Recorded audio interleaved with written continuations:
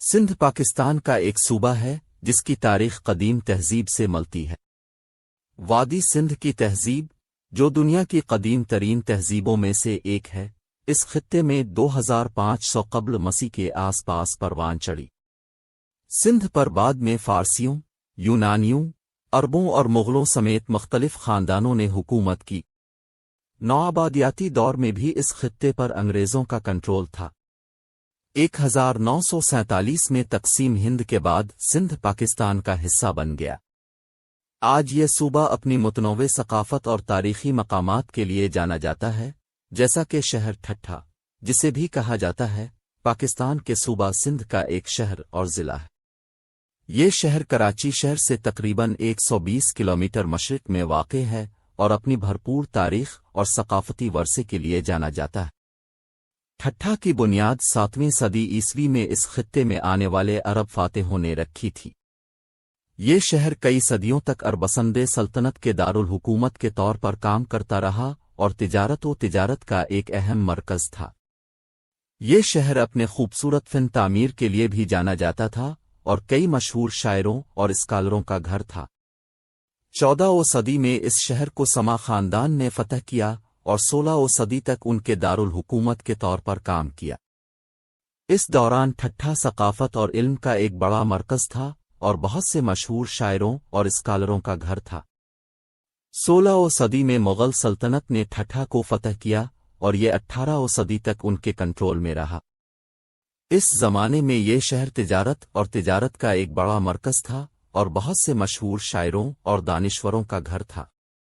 19ویں صدی میں انگریزوں نے ہندوستان کو نوآبادیات بنایا اور ٹھٹھہ برطانوی ہندوستان کا حصہ بن گیا۔ 1947 میں تقسیم ہند کے بعد ٹھٹھہ پاکستان کا حصہ بن گیا۔ آج ٹھٹھہ پاکستان کے صوبہ سندھ کا ایک ضلع ہے اور اپنی بھرپور تاریخ اور ثقافتی ورثے کے لیے جانا جاتا ہے۔ یہ شہر کئی تاریخی یادگاروں کا گھر ہے اور سیاحوں کے لیے ایک مقبول مقام ہے۔ ٹھٹھہ پاکستان کے صوبہ سندھ میں واقع ایک تاریخی شہر ہے۔ اس کی ایک بھرپور تاریخ قدیم زمانے سے ملتی ہے۔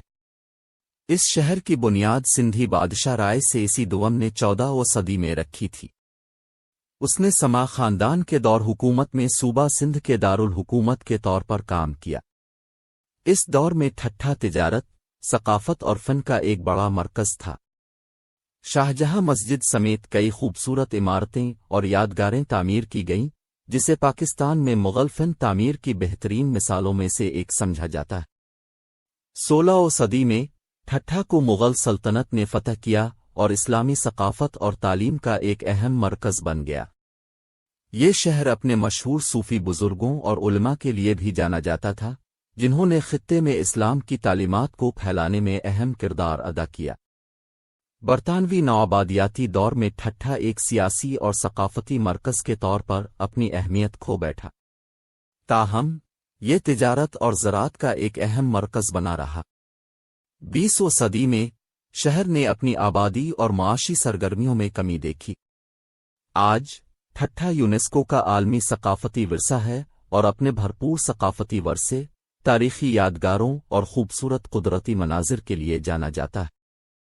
یہ ایک مشہور سیاحتی مقام ہے اور دنیا بھر سے سیاحوں کو اپنی طرف متوجہ کرتا ہے۔ ٹھٹھہ پاکستان کے صوبہ سندھ میں واقع ایک شہر ہے۔ اس کی وادی سندھ کی تہذیب سے متعلق ایک بھرپور تاریخ ہے۔ اس علاقے میں انسانی رہائش کے شواہد 2500 قبل مسیح سے ہے۔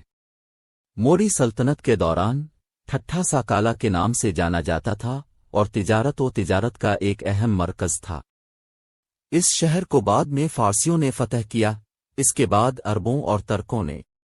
16ویں صدی میں ٹھٹھہ مغلیہ سلطنت کے دور میں صوبہ سندھ کا دارالحکومت بنا۔ اس وقت کے دوران یہ شہر اپنے خوبصورت باغات، محلات اور یادگاروں کے لیے جانا جاتا تھا، جس میں شاہ جہاں مسجد بھی شامل ہے، جسے مغل دور کی اہم ترین تعمیراتی کامیابیوں میں سے ایک سمجھا جاتا ہے۔ 18ویں صدی میں ٹھٹھہ کو درانی سلطنت نے اور بعد میں انگریزوں نے فتح کیا۔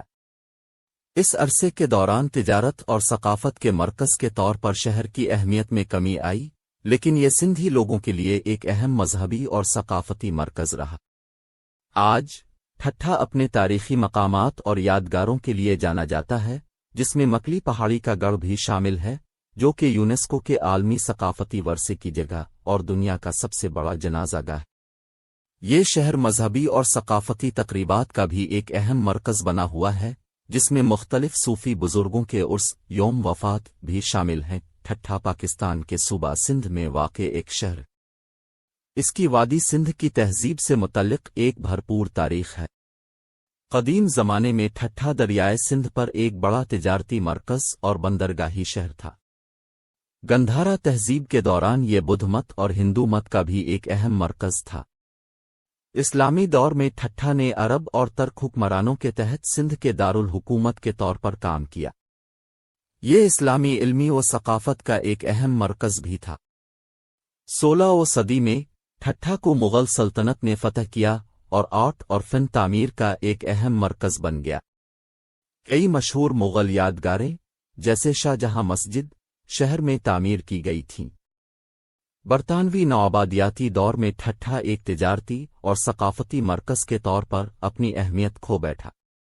تاہم یہ زراعت کا مرکز رہا اور کپاس اور گنے کی پیداوار کے لیے جانا جاتا تھا۔ آج ٹھٹھا ایک چھوٹا شہر ہے جس کی آبادی تقریباً 2 لاکھ ہے۔ یہ اپنی تاریخی یادگاروں اور قدرتی خوبصورتی کی وجہ سے ایک مشہور سیاحتی مقام ہے۔